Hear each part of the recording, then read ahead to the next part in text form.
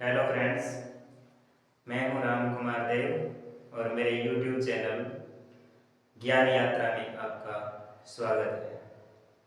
Friends, आज हम English के बहुत ही महत्वपूर्ण टॉपिक के बारे में चर्चा करेंगे, जिससे बोर्ड के हर एग्जाम में सवाल आते हैं और बच्चे कंफ्यूज हो जाते हैं।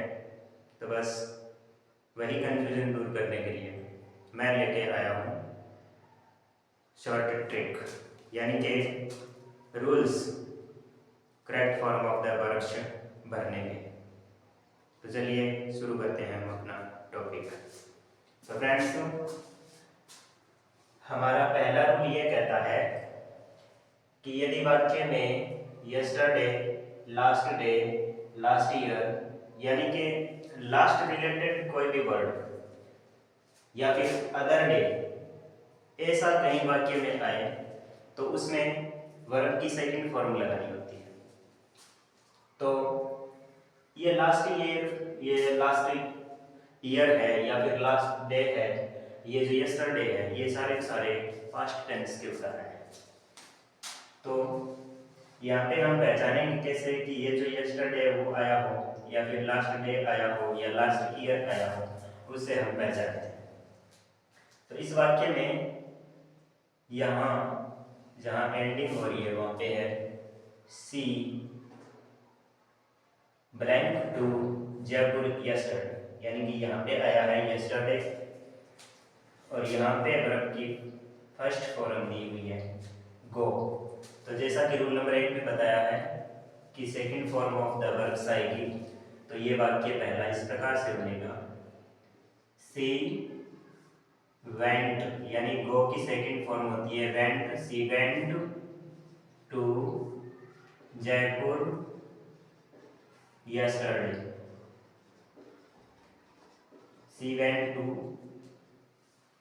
जयपुर yesterday. इसी प्रकार से जैसे दूसरा वाक्य है they blank to go for a picnic last year.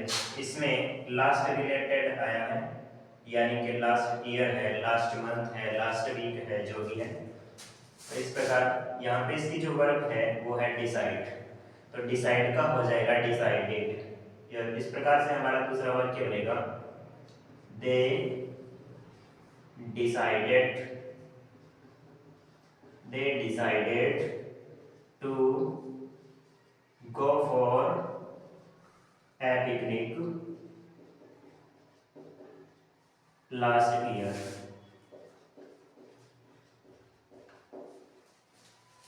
यानी यहाँ पर बात जो की जा रही है वो सेकंड फॉर्म अप्लाई होगी, उसमें की जा रही है। इस प्रकार से अपना जो दूसरा रूल है वो है वाक्य में समय से पहले सिंस, फॉर या ऑल, सिंस, फॉर या ऑल हो और वाक्य समाप्त हो गया। कहने का मतलब कि वाक्य में सिंस या फॉर होना चाहिए और वाक्य एंड हो गया होना चाहिए। तो उस कंडीशन के अंदर हम लगाएंगे हैज बीन या हैव बीन प्लस वर्ब में आईएनजी। तो अब ये दिक्कत रहती है कि हैज या हैव किसके साथ अप्लाई होगा। तो हैज अप्लाई होगा, हैज बीन अप्लाई होगा, he, she, it to या फिर सिंगुलर इनके साथ।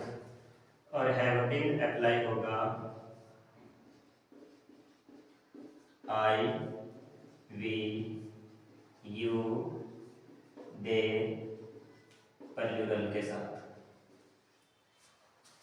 इस प्रकार हम इसकी पहचान कैसे करें। तो वाक्य में दिया है कि या तो सिंस आएगा या फॉर आएगा या ऑल आएगा। तो इस कंडीशन में हम अप्लाई करेंगे has been, have been, has been या फिर हैव बीन और वर्ब में जो फर्स्ट फॉर्म होती है उसमें आईएनजी लगाएंगे। पहला वाक्य है आई दिस बुक सिंस 12 AM। कहने का मतलब है कि मैं 12 बजे से ये बुक पढ़ रहा हूँ आया।